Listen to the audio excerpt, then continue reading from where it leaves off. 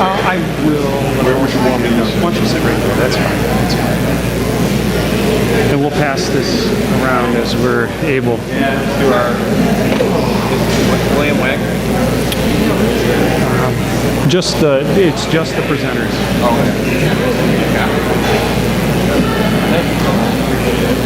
Thank you again, everyone, for being with us today. We have about 40 minutes remaining that we can spend some time asking questions.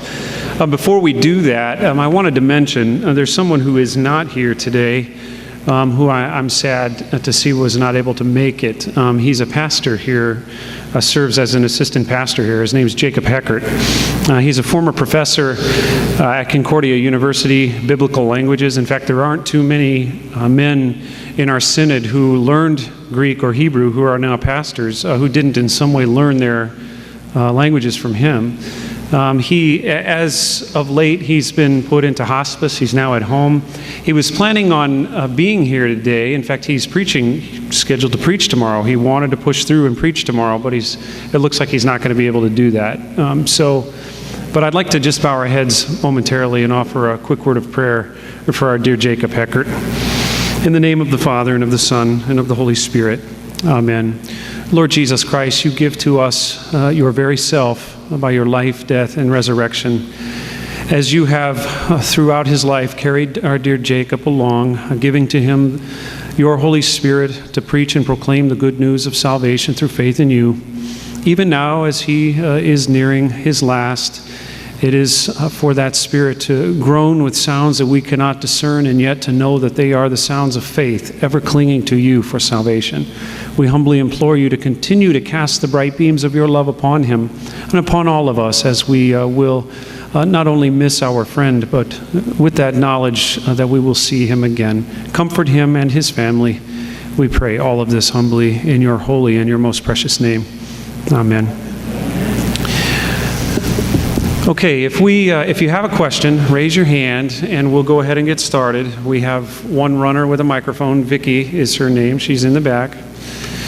And we can go ahead and get started. We have a question over here on the side. Vicky? Well, let's get a mic. Let's get a mic to you anyway, just in case. There you go. Thank you. Mr. Prager, I didn't see the videos, so maybe the answer is in the videos, but I'll ask the question. Do you believe Jesus Christ is God? Oh, you're being put on the spot. I do. If I did, I'd be a Christian, and I'm a faithful Jew. My view is that, which you probably have never heard, but my view is that God willed Christianity to do what in fact it has done. It has brought more people to the God of Israel and to the Torah than Jews have even. And I believe that there is a divine calling for Christians, and so that is why I'm such an admirer and fellow traveler of you. There is no invention of humanity better than the American Christian who created the United States of America. And that is my look. On theology, I never debate faith. I debate everything in the world. I don't debate faith. I either respect it or I don't respect it. There are faiths that I don't respect. Because I judge faith, including my own, by its fruit. The fruit of American Christianity is America, the freest, most good country that has ever been made. That's pretty big. That's all you have to advertise for yourselves. And you ultimately come from Judaism. Jesus was a Jew. The apostles were Jews. Everything about Christianity is Jewish. Obviously, we differ on who's the Messiah, I must tell you, it doesn't affect me.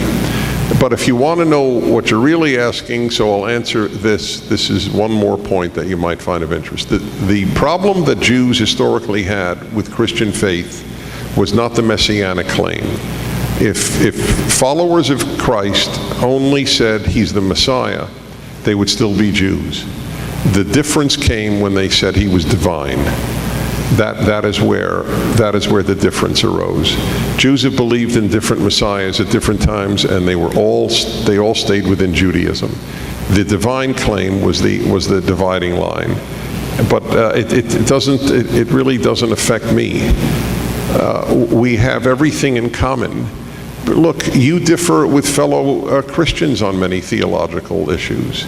You're closer to me than you are to a lot of fellow Christians. I'm closer to you than I am to a lot of fellow Jews.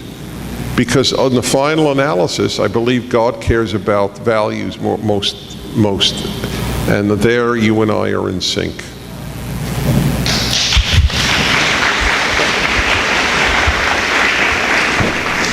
Thank you. This is for Dr. Burke.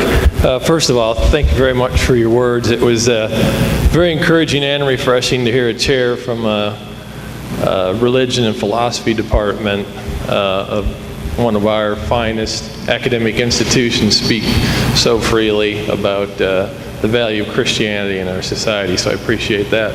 Many years ago, my wife and I decided to send our first two children to Hillsdale, and the main reason was because we realized that it was a bastion of academic freedom. And the reason they were able to do that is because they eventually told the government, okay, we don't need your money anymore, similar to what Bishop Hardy talked about in the school board. So my question to you is, I'm curious why not more liberal arts colleges in the country have taken that same step. I know there's at least one other one that has in recent years. Do you think it's more of just an economics versus conviction issue, or is it a concern for these colleges that they'll be isolated by mainstream academia to forsake government dollars? You're asking, let me make sure I heard the question right, because my ears on what they should be. So you're asking, is the reason we don't take money from the government primarily economic, or is it for the sake of academic freedom? Actually, I'm asking you, why do you think more other colleges are not taking that same step Hillsdale took many years ago? Yeah, because they get too much money from the government. They really couldn't survive the way they do now. I mean, they get millions and millions of dollars from the government, plus students get scholarships or loans rather that are, guaranteed by the government. So there's so much government in these universities and colleges that it would severely restrict them if they did that, number one. And the other reason they don't do it is they don't see any problem with it. They think it's just fine. They don't think it, number one, interferes with what they want to say, with their academic viewpoint on things, or scholarly viewpoint on things, and they don't see the government interfering in their carrying on of their classes or anything of the kind.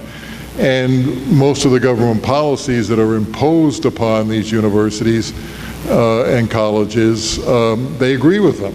They want unisex bathrooms, so they don't see any problem with that. And the other thing is, of course, what the government does bring is a lot of paperwork.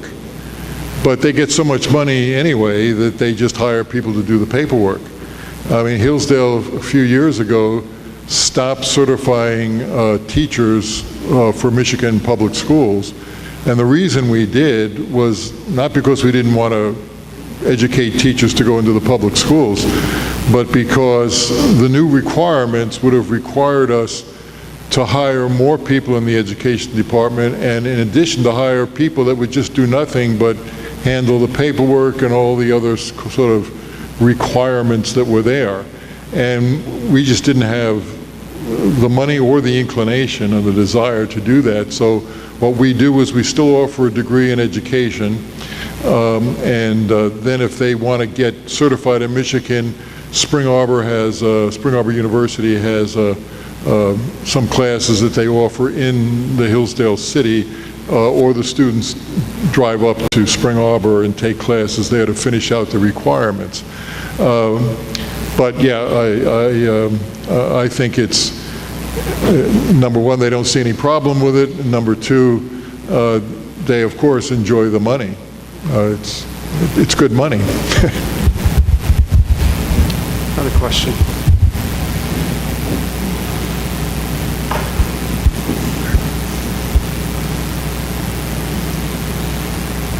This is for Joshua. First of all, you should actually have a movie called The Last of the Millennials. I think that would be a big hit. Thanks. John Williams write the score. I think that'd be phenomenal. Listen, I loved hearing your message this morning, and any more ahas. You were talking about your friend and you, how you had different political, viewpoints and values. Why did you guys? Why do you think you were able to kind of, still be friends and still be civil? What can we learn from that? Well, first of all, that friend that I was talking about is actually a liberal atheist. So, you see where we differ on there. But the reason I'm able to still be friends with him is that we have a level of respect for each other that I guess I don't really see anywhere else besides places like this. In the political sphere, even in my AP government class, we've learned that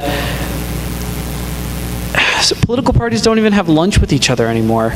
You look back 50 years, 60 years ago, they would mingle and talk and have fun with each other, and they would even support each other in some campaigns. But now it's so almost segregated that it's awful, and that's why I'm able to still be friends with them. Yeah. I mean, I'd be down for a video. He'd be down with that.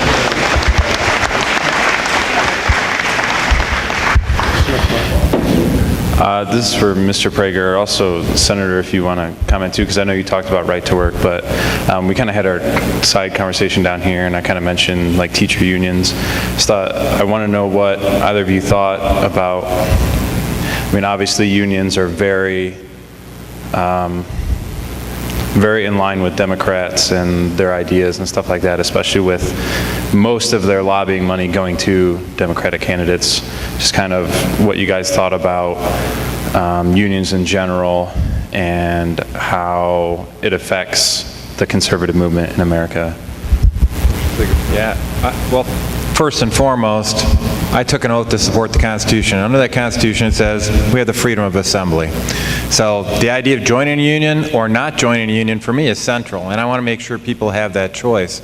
I was having a discussion earlier about, it's not anti-union, by the way, to go off and promote right to work. It's pro-worker. It gives I used to refer to it as workers' choice. And so, in regards to how they influence the political dialogue, I was just sharing earlier that one of the people that I worked with in the push to make Michigan the 24th right to work state was a assembly line worker out at the Rawsonville plant out in for Ford. And his reaction, why he was demanding right to work or a choice as a worker, was in reaction to a Solidarity magazine printout openly advocating for everything we are saying is wrong with our country in this body right now. They're openly advocating for every anti-biblical position you could think of. And he said it was one of those things where it welled up inside of him. He said, "That did it." And he formed an organization called Union Conservatives, and ultimately he prevailed. And he was one of the best messages around it. So I think if you talk to people that if you feel like you're getting represented well with your union, then by all means continue to pay those union dues. But if you feel like they're telling you as a rank and file member to talk to the hand, well, there's a reason why we have that First Amendment freedom of assembly there, and it's for exactly that type of purpose. And so I appreciate unions when they're focused on the best interests of their rank and file members, but we need something that goes off and restores that fundamental freedom of assembly back to the workers so that they can say, "You're not representing my best views." I will now disappoint you. He was perfect. I have nothing to add. That is exactly correct. If they took care of workers, fine.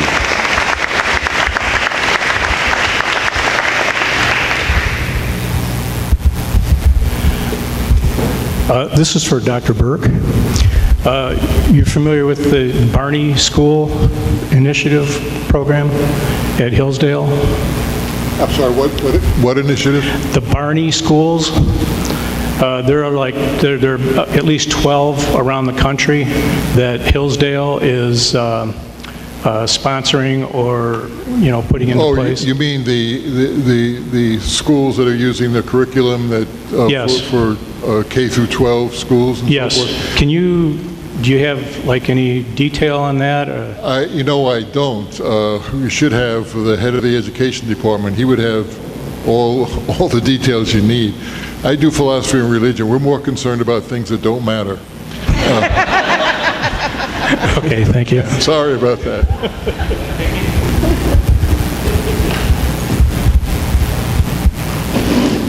Up here. Thank you to all of you. I've heard a lot of really good things here, but I also heard a lot of doom and gloom as to moving forward and turning away from our God who controls the earth. What hope would any of you give to our children and our grandchildren moving forward? Actually, the guy next to me is hope, from my perspective.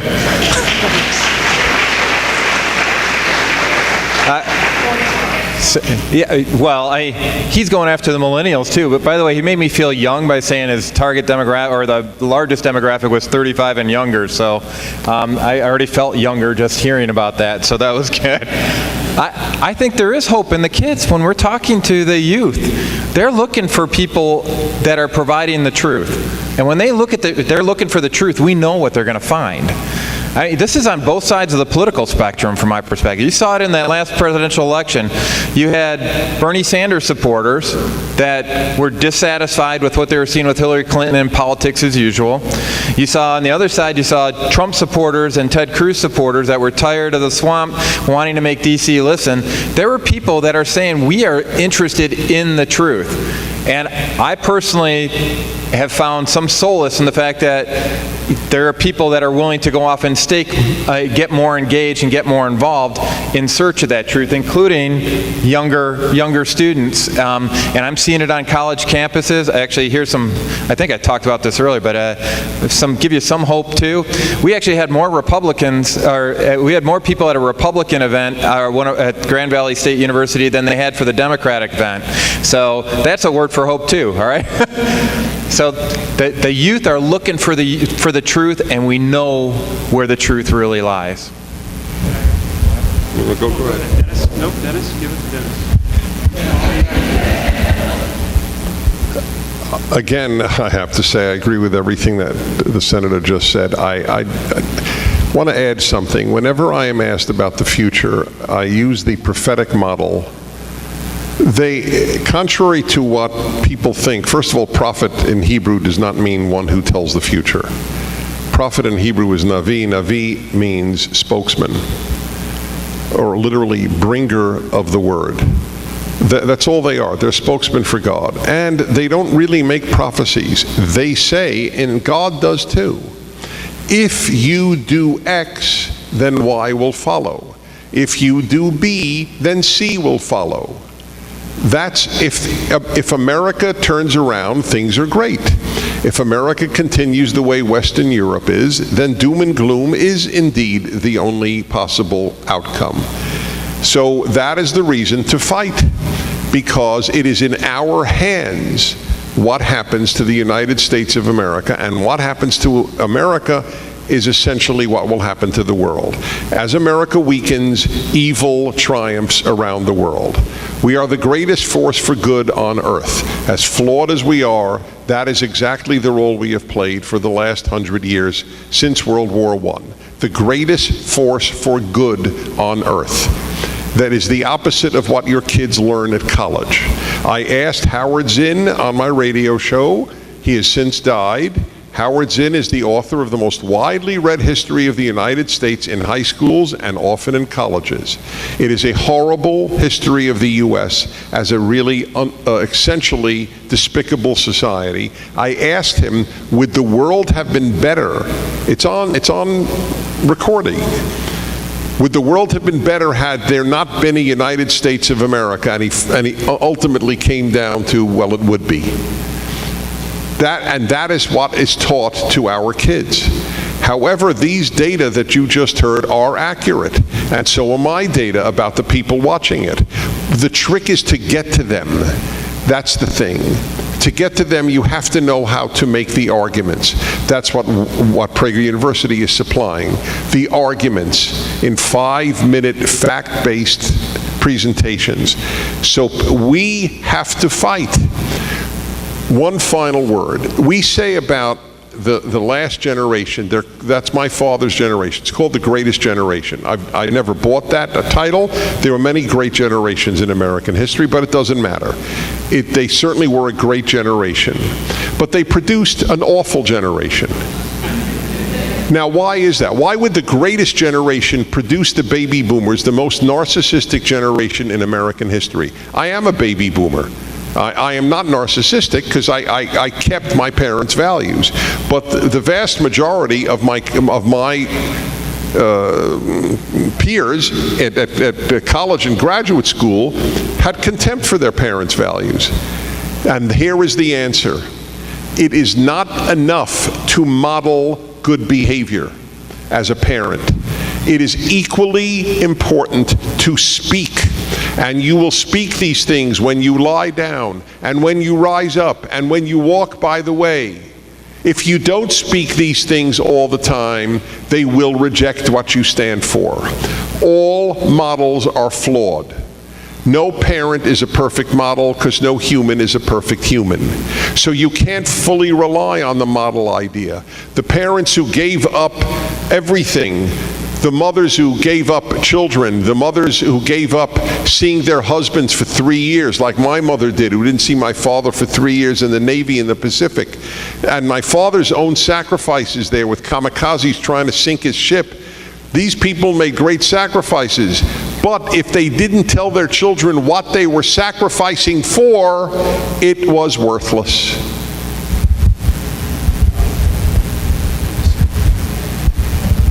Doom and gloom are the terms you use, doom and gloom. And you're right, a lot has been said. I'm scanning back through my mind on what I said even in my own paper, and there's doom and gloom there.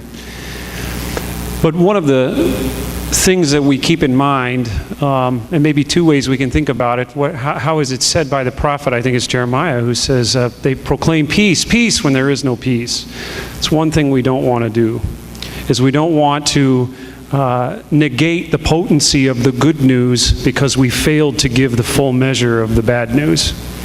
And what you're experiencing here today are people who are in the trenches, who are in many ways fighting the fight, describing for the people the contours of that bad news, the contours of a bad news that we're all responsible for. So then the next thing I would say is well, what do we do? Well, I think the root of your question is, well, where's the hope? What's the solution? Well, part of the solution, I think, goes to something I actually cut out of my paper. I cut it out, and I'm glad I did, because it would have just kind of said the same thing. Dennis said it before. He said, what are you afraid of, is the first question. What are you afraid of? And that gets to the heart of a lot of what's going on. I wonder if, when it comes to folks in the pews or out there in the trenches in other ways, if the fear is the inability to articulate, as Mr. Prager is saying, the ability to articulate, let alone understand the fullest extremities of the problems at hand. I just spoke at a pro-life gathering, and we talked a little bit as to how even the insurance laws are being used right now. We don't have euthanasia laws here in the Michigan, but how the insurance laws are now being manipulated so that we can move in directions where that's the case. And people don't necessarily recognize the extremities of these things. So the PragerU videos are perfect. The last thing I would add is, when it comes to the fight itself, when it comes to getting into the trenches, maybe I've said this to you folks before, we don't need all-stars. We don't need everyone to be all-stars, everyone to be able to fight, at the level of all-star. What we need are people who understand the fundamentals and come to play the game hard. That's what we need. And that, therefore, turns our attention to a gathering like this, where this gathering, look around you and recognize there are people who are concerned enough that they came to hear what had to be said because they recognize they can do something. They can do something about it. And for me, that's hopeful. I find that very, very hopeful. Let the event itself and let the information that's been given to you for the sake of preparedness be hope in and of itself, that we're moving the ball down the field. We may not necessarily be scoring a touchdown, but we're moving the ball down the field. And there are people, there are pastors, look around, who are not afraid of Nero, who will go to jail if they have to. But that's because, as has been said, we fear God. We don't fear handcuffs. That's hopeful. That's hope.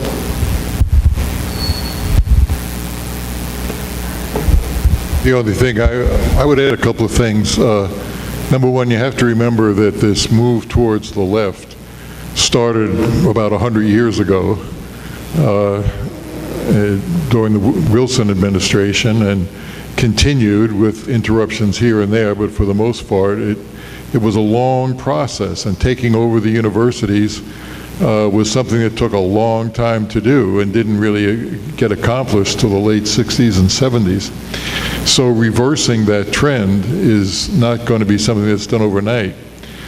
When I look at Western Europe, when I look at the news, when I watch Jay Leno or anybody interview people that actually have the right to vote, I am terrified. And I become convinced that the end is near. But on the other hand, when I teach classes at Hillsdale College and see the kind of students that are there, I say, well, there is hope. Or Josh, there is hope. There are actually a lot of young people who are smart, energetic, not afraid of anything, and willing to get in the trenches. And one other thing, conservatives will outbreed liberals every day, as somebody pointed out earlier.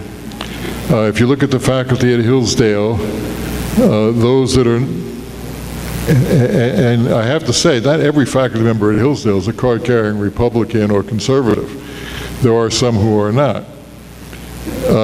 But by and large, in fact, I think it's true completely that it is the conservative faculty that have a lot of kids, and they have a lot of kids. I don't know how they do it on salaries at Hillsdale. So again, give money. But the point is that what we've got to learn to do, as Mr. Prager said, is teach, not simply have kids, but make sure they understand the principles. You can't depend on the public schools to teach them. They're going to undermine them all the time. People have to either homeschool their kids or send them to a private school or a church-related school, or simply supplement their education by teaching them the principles the country was founded upon and what it means to be an American, and to make sure that when they go to university or to public school, they're prepared not to swallow the, what did O'Reilly call it? The juice? Yeah, Kool-Aid, the Kool-Aid, that's right, the Kool-Aid. So I think there is hope, but it's like anything else. It's going to be a fight, and it's going to take a lot longer than World War II to win.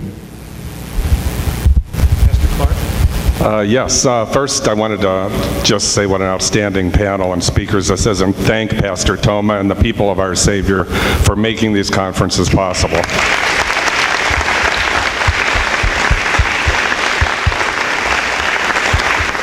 My question is for Senator Colbeck, first of all. As Lutherans for Life counselor in Michigan, I know one of the things we're discussing right now that's coming down the pike again is a lot of the physician-prescribed suicide, and there's going to be a big push for this sort of thing. Years ago, we were on the campaign to defeat Dr. Kevorkian and Proposal B and all of that, but this is coming back big time. While we're focusing on our unborn children, we also have to look at the end of life as well. It reminds me of what Mr. Prager said, too, about that difference between animals and humans. Again, you put your dog to sleep, you know, compassionate, we got to do the same for people, and of course that doesn't correspond at all. So Senator Colbeck, could you tell me what you think is coming down the pike here and what hopefully will be done about it? All right, well, first, I don't see any of that legislation moving in the next year and a half. But it also highlights our whole legislatures. We hit the reset button on it, including the governorship, in the 2018 elections. So a lot of the folks that are pushing for this, you know, you got to make sure that we control the House and the Senate. If the Republicans are in control of the House and the Senate and the governorship, that's not going to happen. I don't see it happening. There's too much of a pro-life base with our group there, but you have to make sure that you have good people serving you in office. Now, I think overall the issue or the movement is kind of comes out of the complete life system from the folks out that were the architects of the Affordable Care Act. And so there's, I forget the gentleman's name, he's got his brother is in Chicago, I can't remember the guy's name for some, I'm trying to forget it, Rahm Emanuel, and his brother Ezekiel Emanuel. I mean, they actually promote the concept that, you know, you measure the value of human life on a qualitative scale, or on a scale, rather than absolute human life is valuable or not. And I think we're more susceptible to that type of discussion with a lot of people in context of very real decisions around health care in particular. If the government's in control of your health care decisions, and that's all the Affordable Care Act was about. It was about control, it had nothing to do with care. If the government's in control of it, they can start making those determinations of what is worth saving and what's not worth saving. And as for me, I mean, I'm pretty clear on where I stand on it. Our governor vetoed my Choose Life license plate bill, so that was pretty, it was about, you know, it wasn't just about taking care of mothers facing unplanned pregnancies, it was also for suicide prevention. And so I was sort of upset when he did that, and all he had to do was wait 72 hours and it would have gone into law effectively. So, but the key thing to watch for is that this election cycle, 2018, we hit the reset button on all the government, and that's when some policies like that could pop up.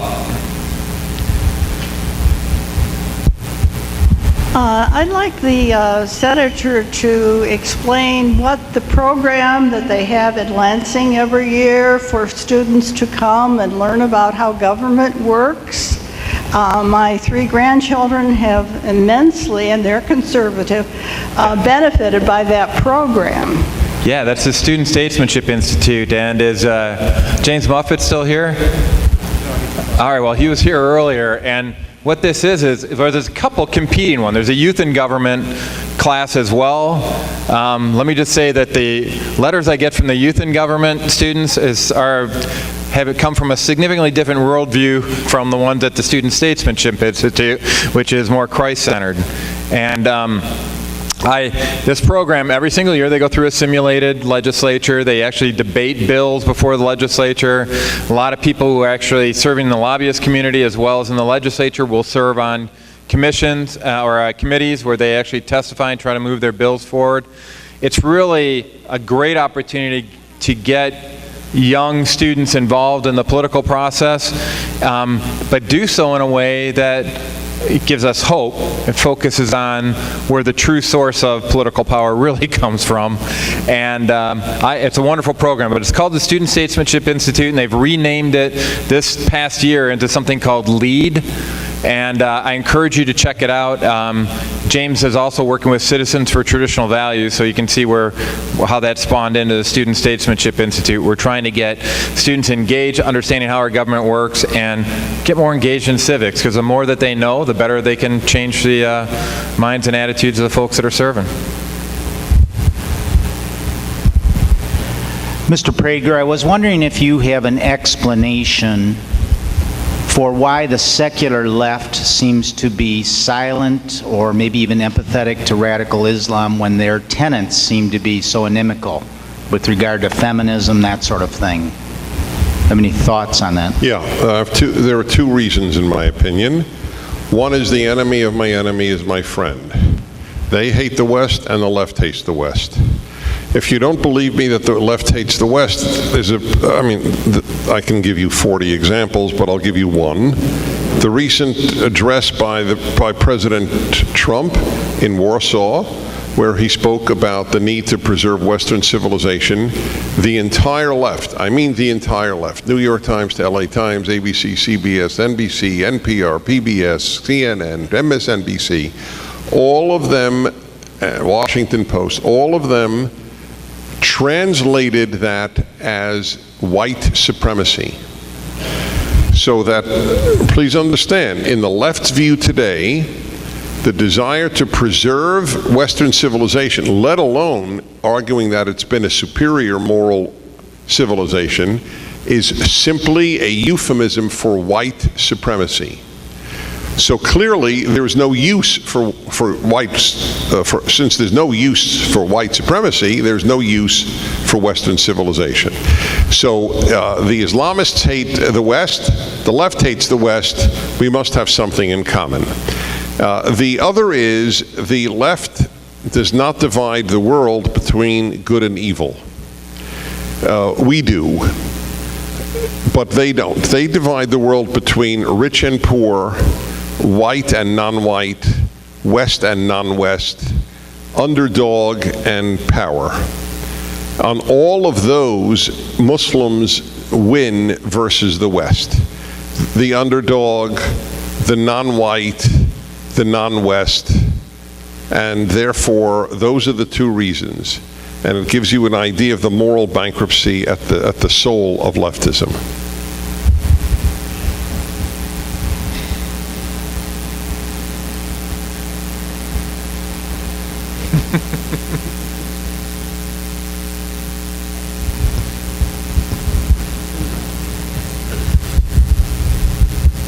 Getting back to the doom and gloom and what can be done about it, I think this last election showed what happens when people get off their sofas and go out to the polls and vote. I think 4 years ago or 6 years ago, a local Christian radio host who's been here, Bob Duco, brought up that in a handful of election cycles, if Christians and conservative Jews and conservative people came out to the polls consistently for 6 election cycles or 10 election cycles, we would have a supermajority in Congress of Republicans in the Senate and in the House. We'd have maybe 3-4 times in a row a conservative president. And do you think that's, are we lazy? Do we rest on our laurels when we have a successful 2-year run or 4-year run? What is it that causes the conservatives to go to the polls one time in great numbers and then not go the next 2 times and let the liberals take back the country? What is it about us that causes this phenomenon to happen? Given the numbers of conservative Christians so dwarfing those of conservative Jews, we'll just talk about conservative Christians. They have not generally shown up at polls nearly to the extent of their numbers in the society. I ask callers, it's a great gift to have a talk show with a national audience because you get to talk literally to everybody. I have transgender calling my show. So everybody calls, and it's great for me. I learn so much.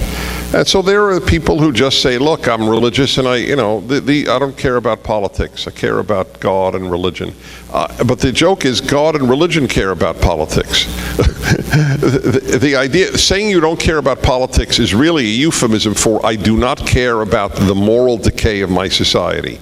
How a Christian can say I don't care about the moral decay of my society is a puzzle to me to this day. Because I say this to them and it often bounces off the wall, as it were. David Lane, a terrific Christian, is doing massive work around the country with his project, the Renewal Project, to get pastors involved and get churches involved. And we saw one of the great results in this last election. One other point, though, that you need to know of, and that is there will be evangelicals, in other words, really kindred spirits to you theologically, who will attack you now, and do so in newspapers like USA Today.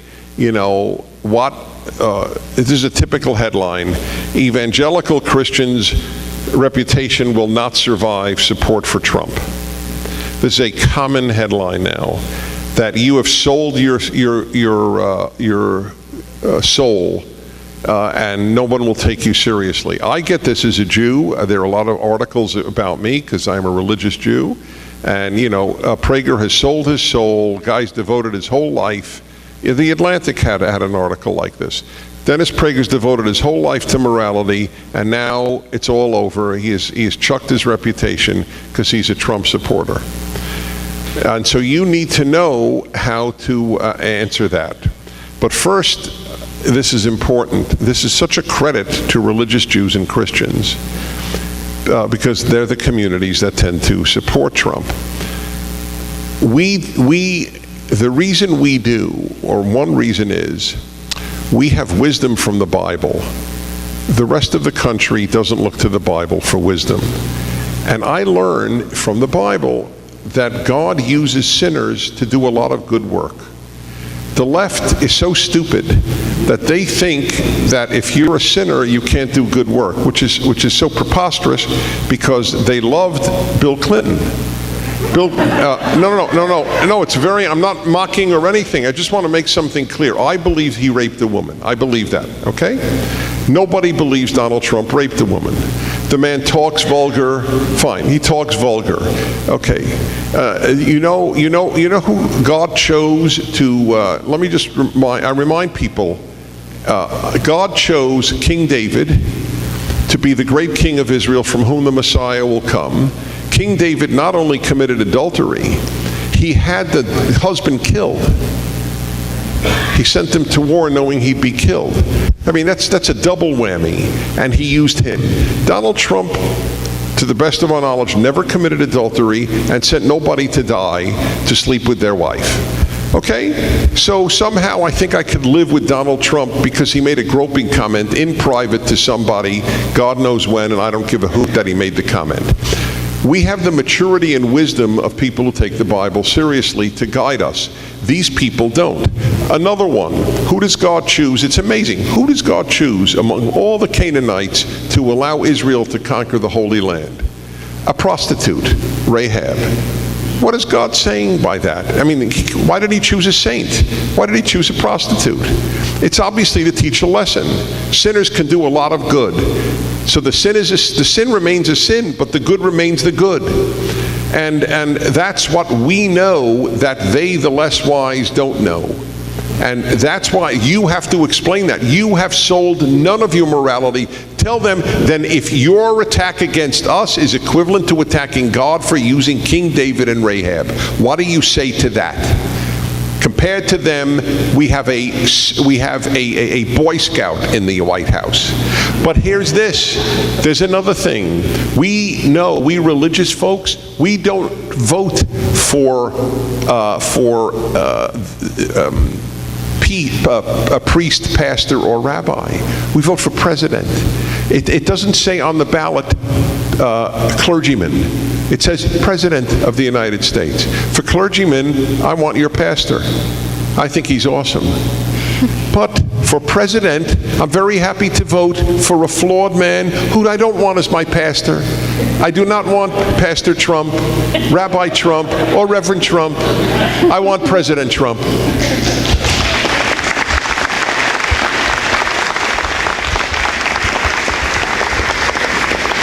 Now, as somebody that's been on the campaign trail a bit, and I get to talk to people about whether or not they're going to vote or not, and then why are you supporting this person versus another person, part of the issue, I think, is that our standard is kind of perfection. I mean, you got to the heart of it a little bit in regards to David. I mean, listen, I mean, he wasn't exactly the perfect model, yet he was a man after God's own heart. And a lot of Christians, you know, we have a pretty high bar. I've got a group of folks that I proposed legislation to repeal common courts, but they didn't want any of it changed. And they said, if you change it, we're going to go off on the attack on you. So, and that's what they've done. So you've got people that will profess a kind of, they're forgetting about what we were talking about, Dr. Burke talked about in regards to forgive us our trespasses as we forgive those who trespass against us. We're setting up this amazing standard that ultimately government is about people, and people are flawed. And we have set such a high bar that we're just waiting for that one nugget where we can hold it against them and say, hey, you know what? I'm better than you are, better than this guy, so I'm not going to go off and support him. And it's something that's kind of this I don't know how to best express it here, but I've seen it time and time again where we are holding up such a high bar of perfection that there's nobody here, no one on earth that can actually satisfy some of these protections. So they sit there, they don't want to be culpable in what they see as a flawed human being getting elected into office, so they're just going to sit back and say, yeah, see, I told you so, that guy's a real stinker here. I think it really is just so that they can kind of not be culpable in what they see as human flaws expressed into probably the biggest. The thing about serving elected office is that you cannot hide your flaws. Whatever flaws you have, they are going to be amplified. And they're going to be amplified for everybody to go off and see whether or not you think they're a flaw or not sometimes. And if I believed half the campaign ads that were against me in all the elections I ran in, I wouldn't vote for me either. So I think that's at the heart of it, is that we don't want to be culpable in putting an ungodly person or somebody that has actual human flaws into office.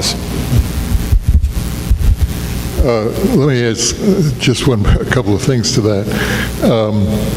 If I were to add a fifth principle, and I probably should have, although it would have taken another 10 minutes, one more principle that was almost universally believed at the founding of our country was original sin.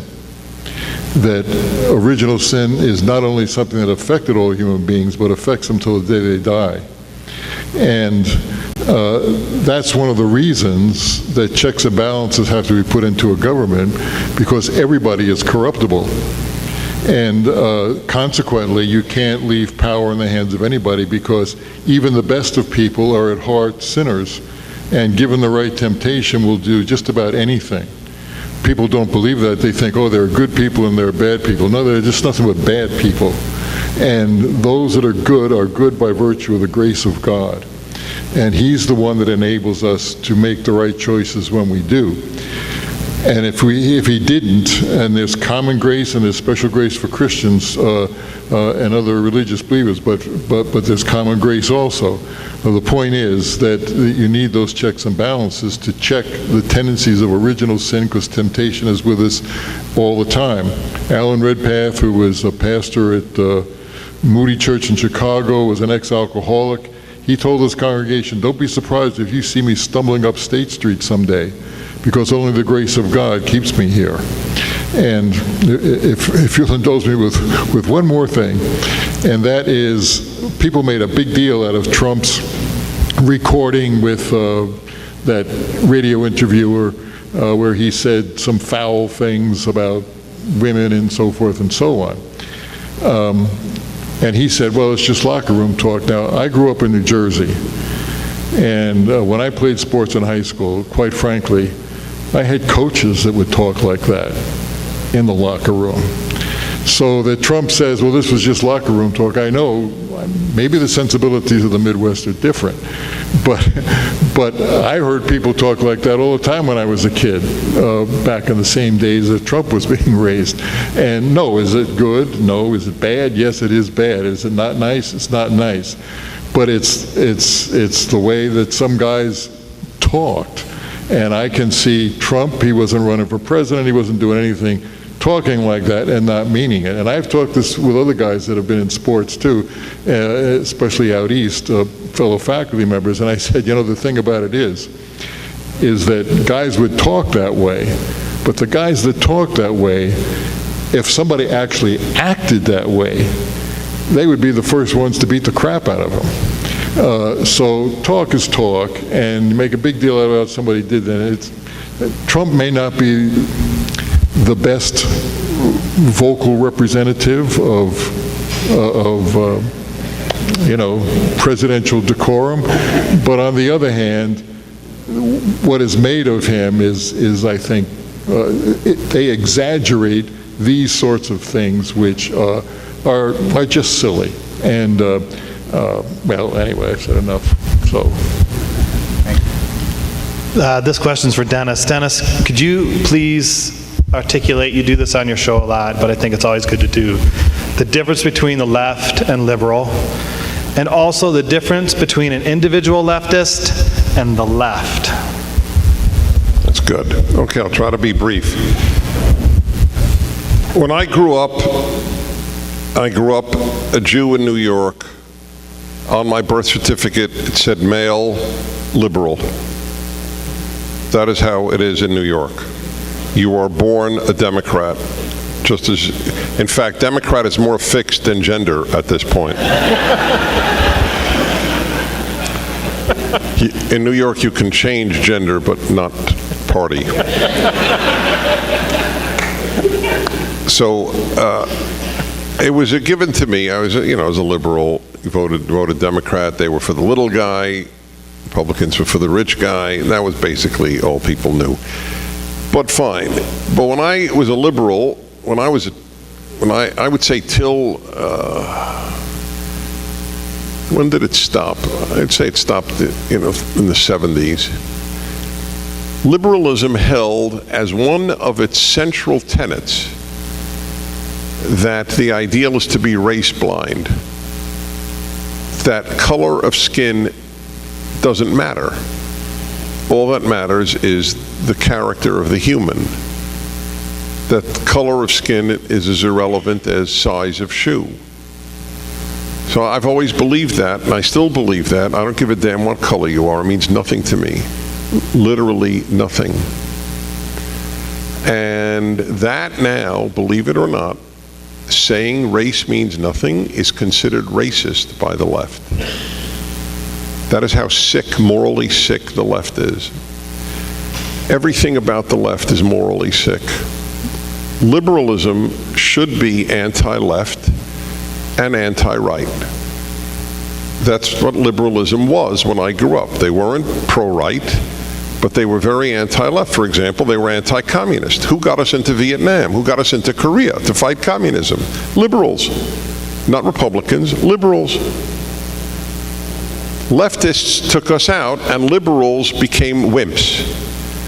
That's the tragedy. The tragedy is not how powerful left is, it's how weak liberals are. Liberals don't stand for liberalism. If they did, they would fight the left. There is a liberal who fights the left, Alan Dershowitz, the famous Harvard professor. He spends much more time now as a Hillary supporter, lifelong Democrat, very outspoken liberal. He devotes more of his life now to attacking the left than he does to attacking the right, because he understands they're a far greater threat to the society than the right is. So that's an example. Another example, John F. Kennedy said, if we don't lower taxes, the economy won't grow. That's a liberal position, because liberals were interested in prosperity, whereas leftists are interested in equality. The left has no interest in prosperity. That's the reason they keep raising the minimum wage, which simply causes more young people to be unemployed. more restaurants to go out of business, but they don't care. They care about equality. That's why leftists went to Venezuela to say how great Hugo Chavez was.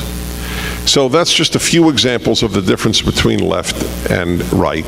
The tragedy is the liberal still thinks his enemy is the right and not the left, and they have been co-opted. Now, the other question was, what is the difference between leftism and the individual leftist? That's a very important question. There are a lot of nice leftists, but here is a very sad realization. Nice people can do a lot of harm, and mean people can do a lot of good. It doesn't mean that they're not mean. It doesn't reduce their meanness, but that's the way life works. What you are, there were, no doubt in my mind, there were a multitude of decent and kind pro-slavery Southerners in the United States. Slavery was pure evil, but a lot of decent, kind, Robert E. Lee was one of the most magnificent Americans who ever lived. And if Virginia had not seceded with the other states, he would have headed the Union armies. He was beloved by the North because he was such a decent, kind, and powerful individual. But because of his solidarity with Virginia, he wasn't even pro-slavery. The man, he was such a good general, prolonged the war, caused massive American death and suffering, and he was a good man. There were good Germans who supported Hitler. Every German who voted for Hitler wasn't voting for Auschwitz. Auschwitz wasn't on the ballot. So good leftists are ruining the country just as much as bastard leftists are. It's just a fact. It's a sad fact, because I know nice leftists, but they are destroying Western and American civilization just as much as mean leftists. You don't have to, George Soros is mean, but you don't have to be George Soros to do a lot of damage. This is a sad, maturing realization of life. And there are selfish people who create capitalist ventures just because they want money, and they do massive good for a lot of people, employing a lot of people and boosting the economy, etc., etc. But because there is no wisdom in our generation, we live in the age of anti-wisdom, because it has become secular. People don't realize that you judge actions, not motives. So they think if you mean well and you want nationalized health care, that's all that matters. You care for the sick. I care for the sick every bit as much as the people who want nationalized health care. That's exactly why I'm opposed to nationalized health care, because they won't get as good care as they will under a regular system. Just as I don't want nationalized food. If you care about people eating, why aren't you for nationalized food? I've never gotten a coherent answer from a leftist. You're for nationalized basic needs? Why not nationalize the food industry? Why do you allow that to exist in private hands? What's the difference between food and health care? I can't think of one. One of the only areas of medicine that has not been at all taken over by the insurance industry, which is almost a form of nationalization, where people pay out of pocket, is plastic surgery. Plastic surgery is now more advanced than ever and cheaper than ever because people pay out of their pocket. Why should it be any different for anything else? Obviously, catastrophic surgery for pancreatic cancer, we all think that if you need insurance or you need governmental help. Everybody understands that. But that doesn't mean nationalization of the economy. My only point being, intentions don't matter. So if a leftist who means well and is sweet to your kids, Uncle Jerry in your life, is a leftist, I am sure he is lovable and kind. I have no doubt. He is also destroying the United States.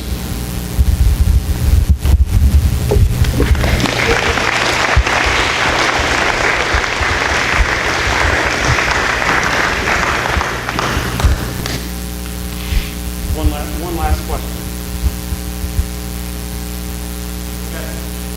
How many? Okay, 2 more. Okay. I notice you don't have any women on that panel. Oh, I don't care. Just kidding. No, but I feel like I've been staying home raising kids, and I feel like the moms have gone crazy. They are gluten-free, they're yoga, they're Uggs and shallow, and they're selling each other oils. You know, come to my house, I'm selling oils. Come to my house, I'm selling candles. And I go there and I'm just like, there's no one to talk to. So I think you need to write a book, any of you, all of you. What can the women do for the kids coming up? We're not getting back up at the schools, and frankly, we're not getting back up at church sometimes, depending on what church you go to. I'm not. I'm Catholic, and my church is talking about global warming. They don't talk about abortion very much. So I feel kind of alone in society. So what do you guys think about that? Catholics make the best Lutherans.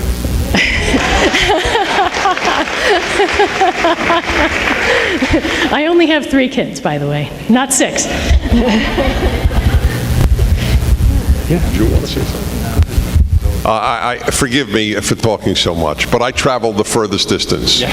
So that's my only claim to the microphone.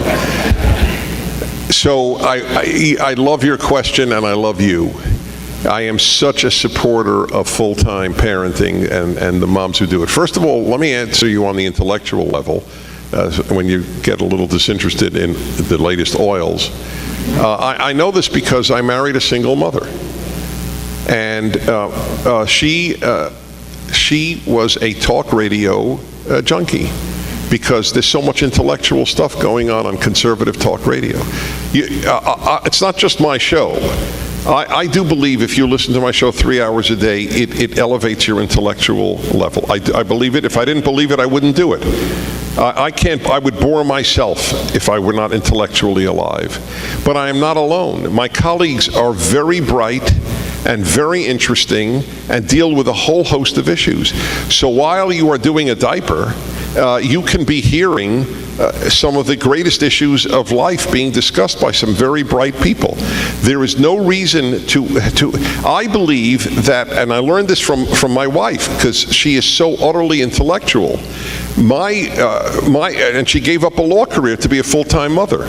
My wife's intellectual life is much greater than 99% of the women working full-time. Because the intellectual life of most people, male or female, is not intellectual. Your mind does not grow in most professions. Your ability in the profession grows. That's great. A surgeon, I've had 3 surgeries, 100% successful. I adore the 2 men who did my surgeries. But I don't know whether they're intellects or not. I care if they read the latest journal of surgery. That's all I care. I don't care if they're idiot savants. I don't even care if they're disgusting human beings. I just care that they're great surgeons. But you don't grow necessarily. My brother's a doctor. He tells me that the vast majority of doctors are not intellectually alive. He's a professor of medicine at Columbia. He's reading commentary, and he's reading, the New Republic and book after book. But his colleagues aren't necessarily. So this notion, go to work, that's intellectually alive? Well, how many jobs are intellectually alive? They're a way of making money, and God bless people for going to work and making money. Thank God for them. But if you want intellectual alive, stay home. That's the irony. Your chances of reading Audible books, since Audible came out, I have read 4 times as much as I used to read. It's amazing how much you can read just preparing to go to bed at night. I'm stunned at how much time I had wasted before, which is now, or when I drove here, I drove here from Detroit. So I'm listening to a book. It's phenomenal. It's just phenomenal what you can do. So, but they think if you get a PhD, you are an intellectually alive human being. So that there is a totally good way of answering the question, and a real life answer. And I've got a real life example with my wife, and my wife and I, we don't have kids, so, but I think there's an opportunity across the board, and we just heard from a homeschooler as well. I think what God's calling us to do is serve.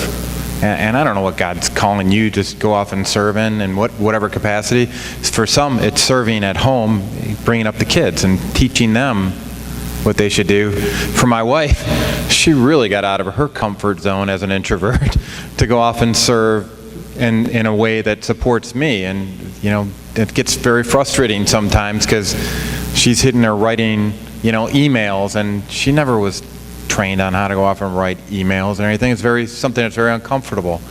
And there's people that are serving by going off and being maybe an extra breadwinner. I mean, there's a lot of different ways of going off and doing it. The key is to ask God what He wants you to go off and do. But I think ultimately it's about looking outward, not inward. And I think that applies whether or not you're from New York and you can't change your gender or go off, or whether or not you're male, whatever the case may be on it. I think it's God calls us for service, whoever we are, and it's just a matter of understanding exactly how He wants you to serve. It's a case where literally the opportunities to go off and serve people are all around us, and there's so many. This is a broken world, as we've talked about, but God help us, each and every one of us, put a little bit of light into somebody's life, and it doesn't have to be a major project to go off and do that, but my wife does it on a regular basis. She counsels people that are going through tough times. She goes off and talks my campaign manager off the wall, or she'll go off and take care of her mom when she's in the hospital from open heart surgery. It's just a matter of going out and serving and finding out what God wants you to specifically do there. We are way over time. We had one more question, I think? Okay, one more. We need to make this quick. I'll make it brief. Okay. My question is this: how can we encourage our religious leaders to provide more leadership in the area of this moral equivalency we see between the dichotomy of Judeo-Christian values with Sharia-compliant Islam? What we're seeing is that people are afraid to speak the truth, and they shy away from anything that they think might be controversial, and there are reasons for that maybe they would be, and there would be some pushback. But how can we get people to speak the truth, not be bullied into taking backseat positions in talking about these important issues of the day? I can start on that, but I think it gets to the heart of what I was talking about in my presentation. It was about fear. And you're either going to fear God or you're going to fear man. And I think, maybe it was Dr. Burke that talked about that as well, I think. But we really have to, you have to make a choice. And, you know, we got somebody named Joshua here right now, and Joshua made a very clear declaration: as for me and my house, we're going to serve the Lord. We've got to make that same declaration in each and every one of our lives, and it'll become clear after that, and we can ask our pastors to go off and make that same declaration as well. There's only one place where I think bullying is okay, and that's when it comes to parishioners pestering their pastors to get involved.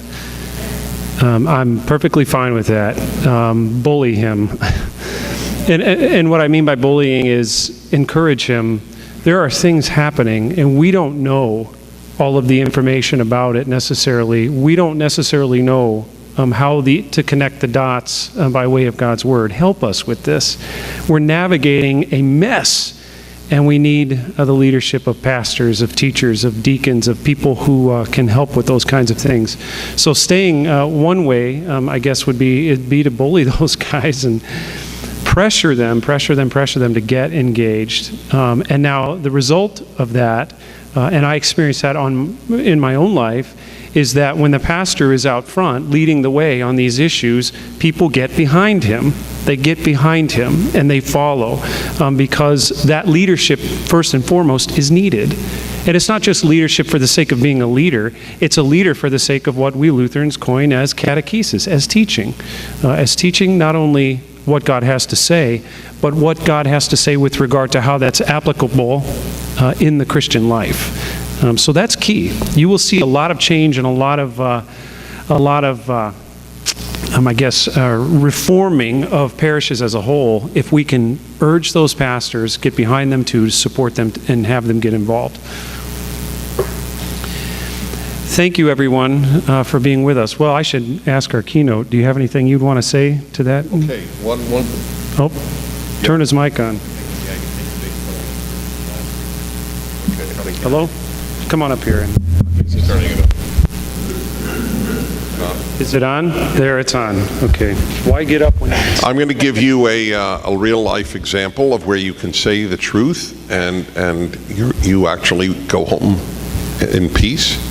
I was on a panel at the Claremont Graduate School. It's in California. It's a distinguished graduate school. All right. Come on up here. Sorry. And I was on the panel, and I was on the panel with the head of the Muslim Public Affairs Committee, one of the largest Muslim organizations in the United States. The topic was, does Islam need a reformation? They knew I would say yes, and to their credit, they invited me. Most schools would not. But the point I want to make is, I said to this man with women wearing head coverings in the audience, Muslim women wearing head coverings, that the statement that Islam is a religion of peace is not true. It has never been a religion of peace. They didn't yell at me. They didn't call me an Islamophobe. They reacted. And if you say something sincerely, can back it up, and don't yell it, it is amazing what you can say. And the left made up that religion is, that Islam is a religion of peace.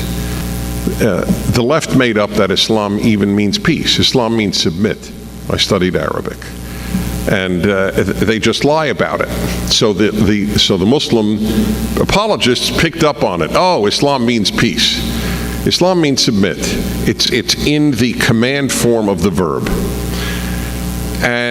But you can really say the truth. And it was said here, and I said it in my talk, it all depends on whom you fear.